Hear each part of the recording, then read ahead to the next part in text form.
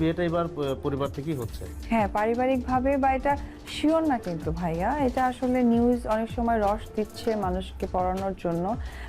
শাকিব খানের সাথে ডিভোর্স হয়েছে দীর্ঘদিন। এতদিন একা একা জীবনযাপন করেছেন অপু বিশ্বাস। তবে এবার গুঞ্জন উঠেছে তিনি নাকি দ্বিতীয় বিয়ে করতে চলেছেন। তবে এবার অপু বিশ্বাসের দ্বিতীয় বিবাহ নিয়ে মুখ খুলেছেন নায়িকা শাবনূর। ওনার ছোট ছোট খুনসুটিগুলো আমার এখনো মনে পড়ছে। কিছুদিন আগে আমি জন্মদিন পালন করে আসলাম, সে এর চেয়ে দুঃখে।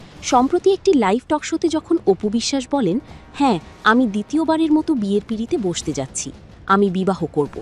শাকিবের সাথে আমার ডিভোর্স হয়েছে দীর্ঘদিন।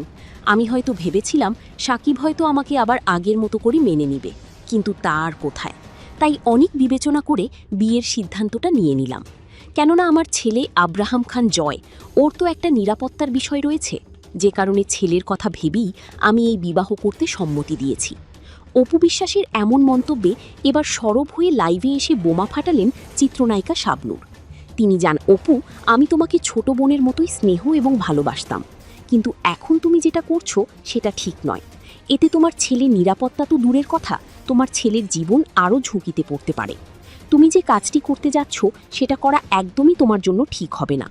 এতে করে তোমার জীবন সুখের বদলে দুর্বিষহ হতে পারে। তো বন্ধুরা, চিত্রনায়িকা অপু বিশ্বাসকে নিয়ে শাবনূরের এমন মতামত আপনাদের কাছে কেমন লেগেছে? মূল্যবান মতামতটি জানাতে পারেন ভিডিওর কমেন্ট বক্সে।